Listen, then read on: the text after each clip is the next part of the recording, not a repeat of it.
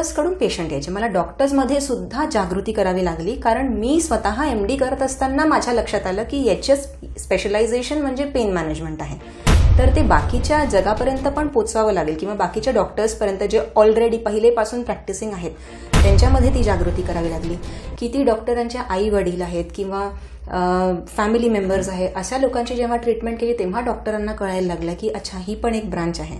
तर मला भरपूर कोऑपरेशन माझे जे कलिग्स आहेत, माझे जे डॉक्टर बाकी लोक जे प्रॅक्टिस करतात त्यांच्या जेव्हा लक्षात आलं की MRI स्पाईन नॉर्मल आहे, सगळं नॉर्मल आहे तरी दुखणं आहे, किंवा हात कापलेला आहे, हातच नाही आहे पण त्या हातामध्ये दुखणं आहे, किंवा हाताचा फ्रॅक्चर होता मागच्या वर्षी, फ्रॅक्चर ठीक झालाय पण अजूनही त्याच्यात दुखणं आहे, तर ऑर्थोपेडिशियन किंवा अस्थिरोग तज्ज्ञांना वाटतं की एक्सरेमध्ये काहीच नाही, सगळं चांगलं झालेलं आहे, आता का बरं दुखणं आहे. तर त्याला पण CRPS म्हणतात. तर ते पेशंट्स किंवा ट्रायजमायनल न्यूरॅल्जिया नावाचा एक खूपच भयानक त्रास असतो. तर त्यामध्ये चेहऱ्यावरती सारख्या चमका निघतात, वेदना, त्यामध्ये सगळं नॉर्मल असतं. समोर बसलेला माणूस म्हणेल की तू हे असं का करतोय, तुला का इतकं दुखतंय, पण ते दुखणं फक्त त्याच माणसाला माहिती असतं, कारण या दुखण्यामुळे जे लोक असतात ते आपला जीव देतात. पण कसं डॉक्टरांना सुद्धा ते समजवायचंय कोणत्या स्टेजमध्ये पाठवायचं. जेव्हा तो असा असतो ना पेशंट की आता जाणार 10 मिनिटात, मग काय मी पेन रिलीफ देणार त्या पेशंटला, नाही देता येत. त्याला खूप पहिले लक्षात घ्यावं लागतं. तर आता त्या डॉक्टरांमध्ये पण जनजागृती सुरू आहे की बाबा या स्टेजमध्ये नाही, पहिलेच जेव्हा तो तुमच्याकडे आला ना पोट दुखतंय तेव्हाच पाठवायचं होतं, असं आहे. नमस्कार, विदर्भदूत न्यूजमध्ये मी संजय पाटील सर्व प्रेक्षकांचं स्वागत करतो. असं म्हणतात की आयुष्यभर माणसानं चांगलं काम करीत 100 वर्ष जगण्याची हौस पूर्ण करावी, आणि नक्कीच सत्कर्म जर करीत आयुष्यभर वाटचाल केली तर जवळपास माणूस 100च्या जवळ जातो. आणि हे सगळं करीत असताना सर्वांनाच एक देवदूत म्हणून देवरूपी डॉक्टरांची समर्थ साथ लाभलेली असते. परंतु आज आरोग्य क्षेत्रातील अनेक गोष्टी ज्या सर्वसामान्य माणसांना माहिती नसतात, त्यामुळं नेमका इलाज आपण होणाऱ्या आजारांचा, वेदनांचा आणि इतरही काही प्रकारचे आजार आहेत त्यांचा कुठे करावा हा मोठा प्रश्न सर्वांसमोर असतो. त्याचसाठी आज आपण भेटणार आहोत विदर्भातीलच नव्हे तर संपूर्ण महाराष्ट्रातील सुप्रसिद्ध अशा डॉक्टर नम्रता भागवत यांना, ज्या की बधिरीकरण तज्ज्ञ तथा वेदना निवारण तज्ज्ञ यासाठी संपूर्ण महाराष्ट्रात प्रसिद्ध आहेत.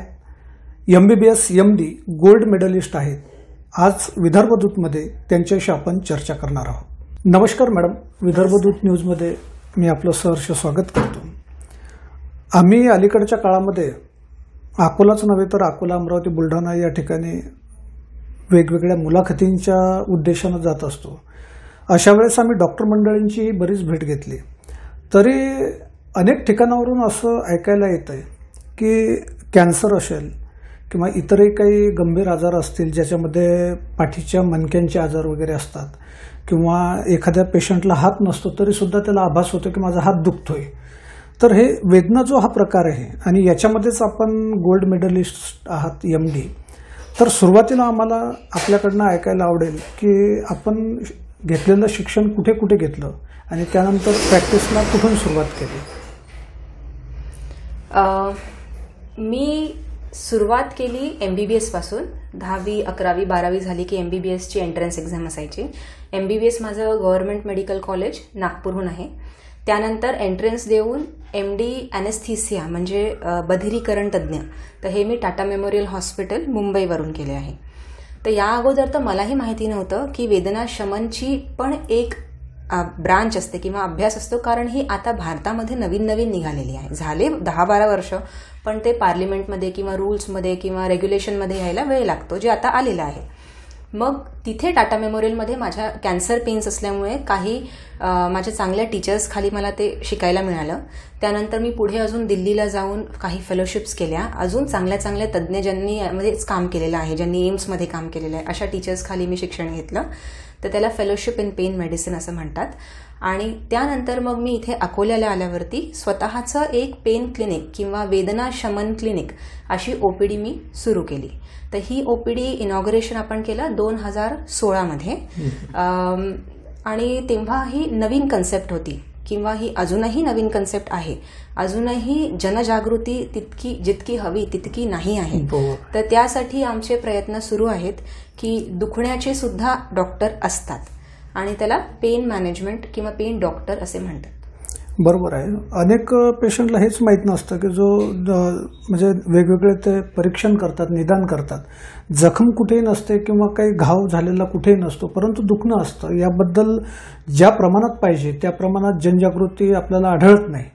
आणि आज आपण पाहतो हृदयविकार तज्ज्ञ असतील, अस्थिरोग तज्ज्ञ असतील किंवा इतरही वेगवेगळ्या ब्रँचेसचे तज्ज्ञ मंडळी असतील, तर या लोकांना झटपट कळतं की बुवा आपल्याला छातीमध्ये दुखतंय, पेन आहे, लगेच आपण हृदयविकार तज्ज्ञांकडे जावं. तर मग अशा वेळेस आपल्याकडे ओपीडी मध्ये जे पेशंट येतात की ज्यांना वेदना असतात पण कळत नाहीत नेमका काय प्रकार आहे, तर ओपीडीची प्रोसेस कशी आहे आपली? तर आता सध्या आता जरा हळूहळू जनजागृती वाढते आहे, त्यामुळे पेशंट डायरेक्ट येतात की मला दुखणं आहे. मग दुखल्यावर जेव्हा कळतं की पोटामध्ये यांना अपेंडिक्स आहे किंवा MRI स्पाईन झाल्यावरती यांना डिस्क आहे, मग त्यांना आपण मणक्यांच्या डॉक्टरकडे पाठवतोय. हे आता एक चांगली गोष्ट आहे जी सुरू झालेली आहे. पण अगोदर माझ्याकडे डॉक्टर्सकडून पेशंट यायचे. मला डॉक्टर्समध्ये सुद्धा जागृती करावी लागली, कारण मी स्वतः MD करत असताना माझ्या लक्षात आलं की याचे स्पेशलायझेशन म्हणजे पेन मॅनेजमेंट आहे. तर ते बाकीच्या जगापर्यंत पण पोचवावं लागेल किंवा बाकीच्या डॉक्टर्सपर्यंत जे ऑलरेडी पहिलेपासून प्रॅक्टिसिंग आहेत त्यांच्यामध्ये ती जागृती करावी लागली. किती डॉक्टरांच्या आई वडील आहेत किंवा फॅमिली मेंबर्स आहे, अशा लोकांची जेव्हा ट्रीटमेंट केली तेव्हा डॉक्टरांना कळायला लागलं की अच्छा ही पण एक ब्रांच आहे.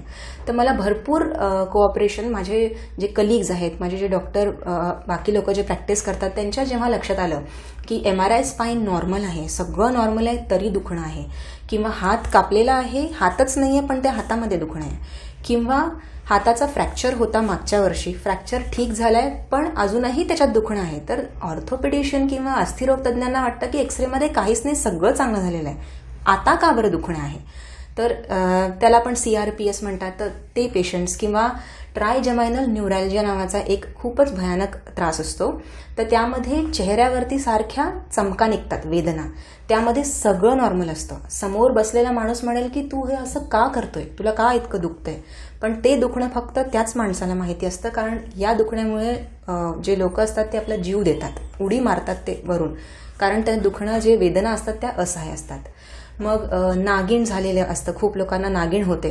तर 90 ते 95% लोकांची नागिण जेव्हा ठीक होते तर त्यांना काहीच त्रास होत नाही. पण 5% असे लोक असतात की ज्यांची नागिण ठीक झाली आहे, चर्मरोग तज्ज्ञांकडून औषधं संपलेत, क्रीम लावून झाल्यात, पण त्रास मात्र तितकाच आहे.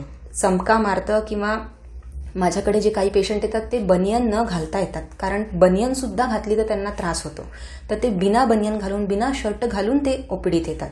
तर इतका मोठा तो त्रास असतो दुखण्याचा.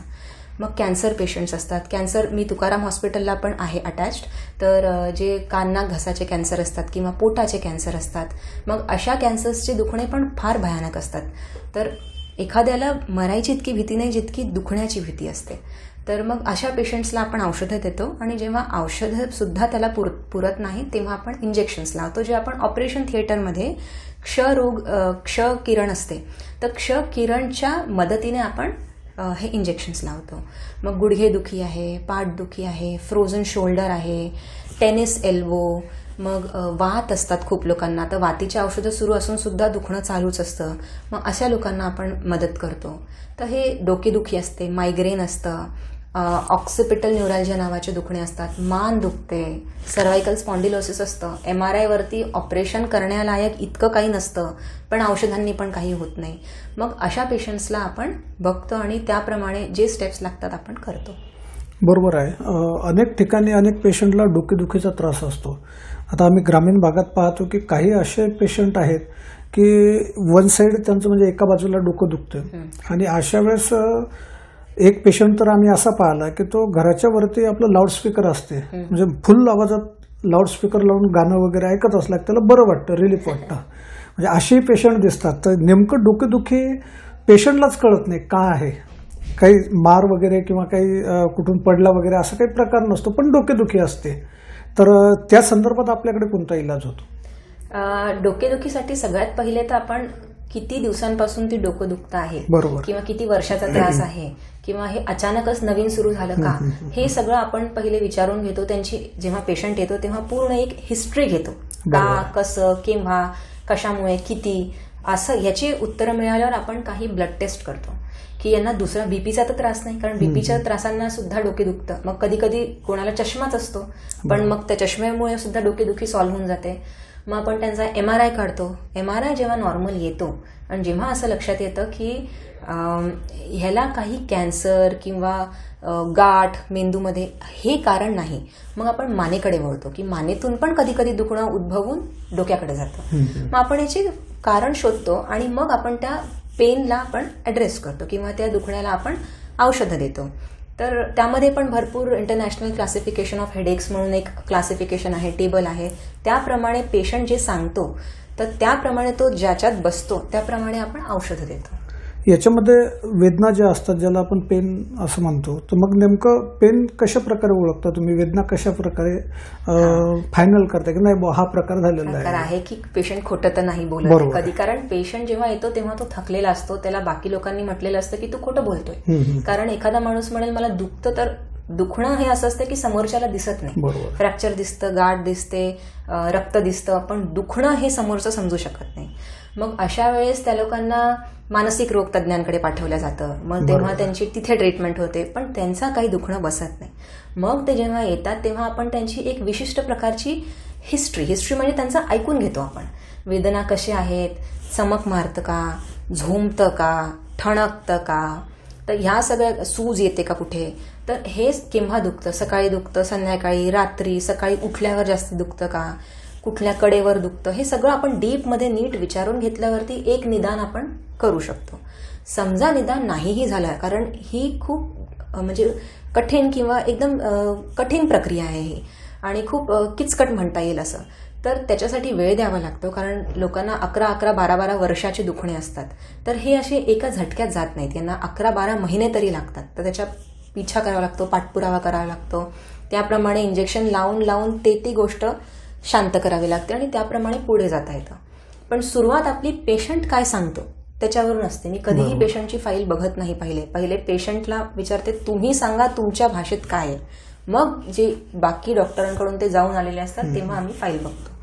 लागतं निदान आणि कुठे कुठे खूप वेळ पण लागतो. बरोबर आहे. आता ज्या वेदना होतात शरीरामध्ये वेगवेगळ्या अवयवांमध्ये, याच्यामध्ये जे लाईफस्टाईल आहे, म्हणजे वेदना न दिसणारे असतात आणि लाईफस्टाईल त्याला कारणीभूत असू शकते का?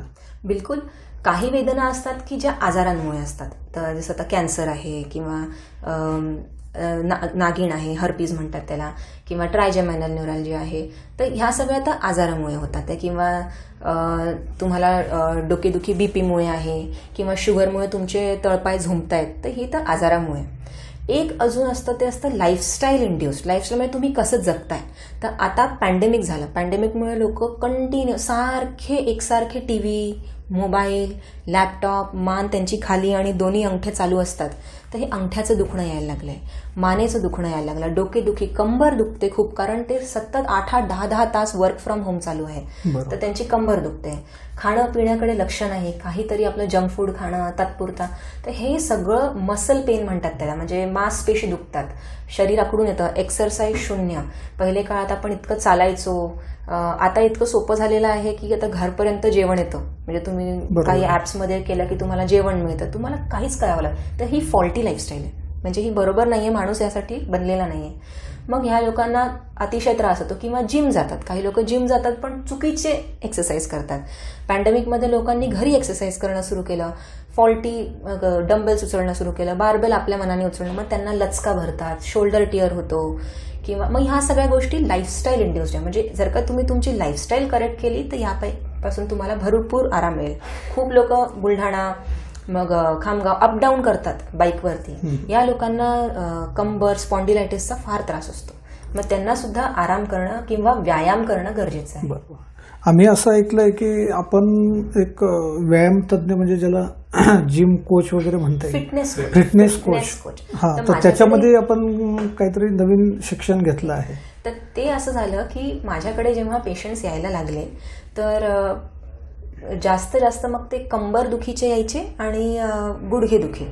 आणि यांची वजनं असायची 100 किलो, 110 किलो किंवा 70 किलो असलं तरी ते फार लठ्ठ असायचे, म्हणजे पाय बारीक पण वर एकदम लठ्ठ. तर त्या 2 गुडघ्यांवरती खूप वजन यायचं. मग यांना पेन किलर आपण किती देणार? मग आम्ही असं सुरू केलं की ठीक आहे, तुम्ही वजन कमी करा, वजन कमी करून तुम्हाला आराम झाला तर आपलं काम झालंय, मग काही करायची गरज नाही. मग ते हो म्हणायचे, पण मग काही फायदा नाही व्हायचा. मग ते नंतर विचारायला लागले की वजन कमी करू तर कसं करू? मग तो प्रश्न उद्भवला की कसं करू, आता ह्याला कसं उत्तर द्यायचं. मग काही कोर्सेस ऑनलाईन चांगल्या चांगल्या युनिव्हर्सिटीजकडून मिळाले. तर मागचं पूर्ण वर्ष आपण diploma in nutrition and fitness, women's health, clinical nutrition असे काही मी सर्टिफिकेट्स मिळवले की बोलून बोलून पेशंट्सला थोडंसं गाईड करता येईल की कशाप्रमाणे तुम्ही वजन कमी करू शकता. बरोबर. मला समोरचा प्रश्न मॅडम आपल्याला विचारायला आवडेल की जनरली आपण पाहतो काही दुखत असलं तर सरळ सरळ डॉक्टरला न विचारता बरेच जण असतात की एक पेन किलर घेतली की थोडं रिलीफ वाटतं, पण त्याचे दुष्परिणामही आहेत जे आपण पेन किलर घेतो. तर हे योग्य आहे का?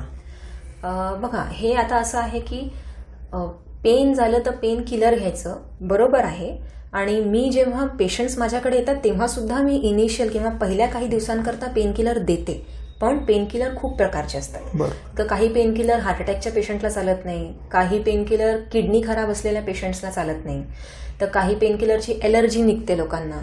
तर हे सगळं बघून त्या प्रकारच्या दुखण्याला कुठलं पेन किलर लागेल हे ठरवावं लागतं. पण पेन किलर हे 5 आणि 7 दिवसाच्या वर नाही घ्यायला पाहिजे, कारण काही लोकांना त्याची सवय लागते. त्यांना कळतं की पेन किलर खाल्लं की आपलं दुखणं जातं, मग त्यांना तात्पुरत्या स्वरूपात बंद होतं. पण त्याचं जे कारण आहे त्याला शोधून काढावं लागतं. मग म्हणून त्याला क्रॉनिक पेन म्हणतात. आता समजा तुम्ही पडले, तुम्हाला काही लचक भरली किंवा तुम्हाला खरचटलं, तर हे पेन असे आहे की तुम्ही 2-3 दिवस पेन किलर खाऊन तुम्ही ठीक होऊन जाल, कारण तुम्हाला कारण माहिती आहे. पण मग कधी ज्या लोकांना 3 महिन्याच्या वर जेव्हा दुखणं असतं त्याला क्रॉनिक पेन किंवा लांब ड्युरेशनचं पेन असं म्हणतात. तर हे किती पेन किलर खातील? त्यांना 11-11 वर्षाचे दुखणे, मग ते 11 वर्ष पेन किलर नाही खायचं. तर मग अशासाठी एक डॉक्टरचं गायडन्स जरुरी असतं की मनाने पेन किलर्स नाही घ्यावे, कारण लांब घेत राहिले तर किडनीवरती असर होतो, किडनी, लिव्हर, हार्टवर, आणि ऍसिडिटी वाढते. बरोबर आहे. पेन किलर हे तात्पुरत्या स्वरूपातला इलाज आहे, म्हणजे तज्ञ डॉक्टरांकडेच त्यांनी येऊन सल्ला घ्यावा. पहिला डोस किंवा दुसरा डोस आपल्या मनाने वाटला घेऊ शकता, पण जर का नाहीच आराम आहे तर आठवडा पेन किलर हे फार भयानक प्रकार आहे आणि हा नाही घेतला पाहिजे. मॅडम, जनरली समजा वेदना होतात तर अशा वेळेस आपण बाहेर पाहतो की इंजेक्शन्स वगैरे थोड्याफार प्रमाणात दिले जातात, पण ते जनरल डॉक्टर्स असतात, स्पेशलिस्ट नसतात. आता आपण नेमकं वेदना आणि ज्याला पेन म्हणता येईल याचे स्पेशालिस्ट आहात, म्हणजे तज्ज्ञ आहात, तर कोणकोणत्या प्रकारचे इंजेक्शन्स यामध्ये वापरले जातात? तर असं आहे की आपण पहिले तर औषधं देतो, मग औषधं देऊन जेव्हा नाही होत तेव्हा आपण ती जी प्रत्येक अवयवाला आपल्याला एक नस असते जी आपल्या मज्जारज्जूमधून बाहेर निघत असते आणि ब्रेनमधून. तर ह्या जाऊन एका झाडाच्या फांदेसारखे आपल्या शरीराच्या अवयवांना सप्लाय करतात. तर आपल्याला एक अंदाज आलेलाच असतो की ह्याचा हा अवयव दुखतोय किंवा हे दुखतोय, म्हणजे ही नस जबाबदार असणार. बरोबर. मग आपण काय करतो, सारखे पेन किलर आणि इतकं सारं देण्यापेक्षा त्या नसला जाऊन पकडतो, तिला आपण सून करतो आणि आपलं उत्तर घेतो की तिला सून केल्यावर पेशंटला आराम पडला का. आता ही जी सून करायची प्रक्रिया आहे ही मात्र ऑपरेशन थिएटरमध्ये होते, एक्सरे मध्ये होते, आणि सगळं स्वच्छता पाहिजे तिथे, असं साधं नाही चालत. तर तिथे आपण ते इंजेक्शन देतो, तर त्याला म्हणतात पेन इंटरव्हेन्शन्स, आणि मला म्हणतात इंटरव्हेन्शनल पेन स्पेशालिस्ट किंवा पेन फिजिशियन, की जे इंटरव्हेन्शन करतात, म्हणजे काहीतरी करतात, सुईनी करतात. किंवा आता जसं जसं पेन पुढे जात आहे, आम्ही जर का एखादा मणका फ्रॅक्चर असेल आणि तो असा ढासळला, तर मग आपण त्याच्यात सुईनी पाठीतून जाऊन त्याच्यात सिमेंट भरून त्याला वापस वर करतो, तर त्याला वर्टिब्रोप्लास्टी असं म्हणतात. तर हे पण करतो, याला इंटरव्हेन्शन म्हणतात. कारण भरपूर लोकांना जेव्हा कॅल्शियम वगैरे कमी होते आणि मणका फ्रॅक्चर होतो, तर अशामध्ये सिटी स्कॅन केल्यावर जेव्हा कळतं तर, आणि त्यांचं ऑपरेशन करण्याला ते नाही आहे, एवढं मोठं नाही आहे ते की ऑपरेशन करावून मग सिमेंट टाकावं लागेल, तर आपण त्याला सुईनी सुद्धा सिमेंट टाकून करू शकतो. आणि ज्यांना मग डिस्क निघते किंवा तुम्ही MRI काढला आणि तुम्हाला एवढी मोठी गादी सरकलेली दिसली, तर इंटरव्हेन्शनल पेन स्पेशालिस्ट सुद्धा एंडोस्कोपनी जाऊन ती डिस्क ओढून काढतात. तर आपल्याकडे डॉक्टर नरेंद्र भागवत सर आहेत, जे न्यूरोसर्जन आहेत आणि जे एंडोस्कोपीचे स्पेशालिस्ट आहेत. तर आपण ह्या ज्या पाठीतल्या मणक्याच्या मधली जेव्हा गादी सरकते तर ती आपण नुसतं एक चिरा देऊन पेशंटला बेशुद्ध न करता एका एंडोस्कोपीने काढतो. तर पेन इथून इथपर्यंत आहे, म्हणजे औषधांपासून तर ऑपरेशनपर्यंत लक्ष द्यावं लागतं पेशंटकडे. जेव्हा असं वाटतं की त्यांना ऑपरेशनची गरज पडेल तेव्हा त्या डॉक्टरकडे आपण त्यांना पाठवतो. आणि जेव्हा तिकडून ते वापस येतात की हे आता ऑपरेशन नाही करतायत किंवा औषधांनी आराम होत नाही, मग तिथे आमचे इंजेक्शन काम येतात. मग तेव्हा आपल्याकडे रेडिओ फ्रिक्वेन्सी अब्लेशन नावाची एक मशीन आहे. त्यामध्ये आपण ती जी नस एकदा सापडली तर तिला जाळतो, तिला करंट देऊन आपण सुन्न करतो. ती 1 ते 2 वर्षापर्यंत झोपलेली राहते आणि पेशंटला भरपूर आराम मिळतो. तर मॅडम, शेवटी मला आपल्याला विचारायला आवडेल की शेवटी या वेदना आणि जे दुखणं आहे याच्यावरती लोकांमध्ये जनजागृती व्हावी यासाठी आपण काय शेवटचा एक संदेश द्याल? असं आहे की तुम्ही खाणं पिणं चांगलं ठेवा, हेल्दी ठेवा. जंक म्हणजे बाहेरचं सारखं खाऊ नका. घरी जे सात्विक बनवलेलं आहे, कमी तेलात, कमी साखर आणि नीट जेवण. एक्सरसाइज करा. स्पेशली बाया ज्या आपण सगळ्या ज्या घरी काम करतो, आपण म्हणतो की मी तर रोज काम करते, मला काय एक्सरसाइजची गरज आहे. तुम्ही करा, कारण 40 नंतर तुम्हाला कंबर दुखणार. खूप माझ्याकडे लेडीज येतात की आम्हाला सिझेरियनसाठी मागे इंजेक्शन दिलं गेलं सुईने, तेव्हापासून माझं कंबर दुखली. ते तसं नाही आहे. त्यांनी कॅल्शियम घेतलं नाही, त्यांनी व्हिटॅमिन घेतलं नाही, त्यांनी व्यायाम केला नाही, त्याच्यामुळे त्यांच्या कमरेवरती फरक पडला आहे. तर ह्या सगळ्या गोष्टींची सगळ्यांनी काळजी घ्या. वर्क फ्रॉम होम असताना जेव्हा तुम्ही खुर्चीवर बसून 8-8 तास काम करताय, 8-8 तास बसू नका. मध्ये मध्ये ब्रेक घ्या. 25-25 मिनिटांनी उठा, फिरा, पाणी प्या, भरपूर पाणी प्या आणि फिरत राहा. ऍक्टिव्ह लाईफस्टाईल ठेवा. तर हे झाले तुमचे लाईफस्टाईलचे पेन. आणि बाकी जर का तुमचं एखादं दुखणं 3 महिन्याच्या वर जात असेल आणि ते तुमच्या क्वालिटी ऑफ लाईफ म्हणजे तुमची जीवन जगायच्या पद्धतीवरती जर का त्याचा असर होत असेल तर तुम्ही नक्कीच कुठल्या डॉक्टरला दाखवा, कारण मग कदाचित त्याच्या मागे काही कारण आहे. तर तुमच्या बॉडीचा तो सिग्नल आहे तुम्हाला सांगायचा, प्रयत्न चालू आहे की काहीतरी आहे, याच्याकडे लक्ष द्या. तर दुर्लक्ष करू नका आणि फक्त पेनकिलर दुकानातून खाऊ नका. 1-2 वेळेस ठीक आहे, पण पेनकिलर सारखं घेणं चांगली गोष्ट नाही आहे. आणि बाकी तर काही नाही, बाकी जसं आहे तसं रुटीन चालेल. की आपण संत तुकाराम कॅन्सर हॉस्पिटलमध्ये म्हणजे अटॅच आहात, तर अशा वेळेस तिथे जे केमोथेरपी इलाज घेत असतात, तर त्या ठिकाणी जे पेशंट असतात केमो घेत असतात, तर पेन मॅनेजमेंट त्यांचं करता येऊ शकते का? हो, खूप पेशंट्सला तर किमो आणि लाईटने सुद्धा आराम पडतो. स्पेशली ज्यांना मणक्यांमध्ये ट्युमर असतात तर त्यांना लाईट दिल्यावरही भरपूर आराम पडतो. पण काही लोकांना आपल्या पेन किलर्सची किंवा ड्रग्सची किंवा इंजेक्शन्सची गरज पडते. तर त्यांचा असा एक संभ्रम असतो की किमो आणि लाईट सुरू असताना पेनची औषधं बंद ठेवायची. तर असं काही नाहीये. किमो आणि लाईट सुरू असताना सुद्धा पेन मॅनेजमेंट चालू असतं आणि तुम्ही जितक्या लवकर तुमच्या आजारामध्ये पेन मॅनेजमेंटची मदत घ्याल तितकं तुम्हाला वेदनारहित राहता येईल. कारण तुम्ही जितका तो उशीर कराल तोपर्यंत खूप पुढे गेलेली असतं आणि तेव्हा ते इंजेक्शन देण्यालायकीची स्थिती पण राहिलेली नसते. त्याच्यामुळे किमो लाईट सुरू असतानाही तुम्हाला वेदना सुरू झाल्या तर तुम्ही नक्कीच एखाद्या पेन मॅनेजमेंट डॉक्टरला भेटायला हवं. याच्यामध्ये आणखी कॅन्सर पेशंटला बऱ्याच वेदना होत असतात. मग कॅन्सर कोणत्या स्टेजमध्ये असताना आपला इलाज घ्यायला हवा? कॅन्सर कुठल्याही जेव्हा कळतं की कॅन्सर आहे तेव्हापासूनच सुरुवात करायला पाहिजे, एकदम तेव्हापासून. तर आता त्यासाठी पण आमची डॉक्टरांमध्ये जनजागृती सुरू आहे. कारण खूप लोकांना पोटाचे कॅन्सर कसे कळतात, जेव्हा पोट दुखतं तेव्हा त्यांना कळतं, तेव्हा त्यांची सोनोग्राफी होते, तेव्हा त्यांचा सिटी स्कॅन होतो. ज्या लोकांना अंडाशयाचा कॅन्सर असतो, ज्या बायांना, त्यांना सिटी स्कॅनवर कळतं की हा इथे पसरलाय. किंवा ज्यांना पॅनक्रियाज प्रथिन असतो, आपला पॅनक्रियाज, तर त्याचा ट्युमर असतो, तर त्यांना दुखणं खूप असतं आणि त्या दुखण्यामुळे त्यांचं डायग्नोसिस झालं असतं. त्या स्टेप पासून पेन मॅनेजमेंट सुरू व्हायला पाहिजे. सुरुवातीपासूनच पेन मॅनेजमेंट जितक्या लवकर तुम्ही कराल तेवढ्या लवकर आम्हाला काही देता येईल, काही करता येईल तुमच्यासाठी. कारण नंतर जेव्हा स्थिती खालावते तेव्हा आमचे पण हात बांधले जातात, आम्हाला पण खूप नाही करता येत त्यावेळेस. नवनवीन बातम्या पाहण्यासाठी आजच विदर्भ दूत न्यूज चॅनलला सबस्क्राईब करा आणि बेल आयकॉनला सुद्धा क्लिक करा.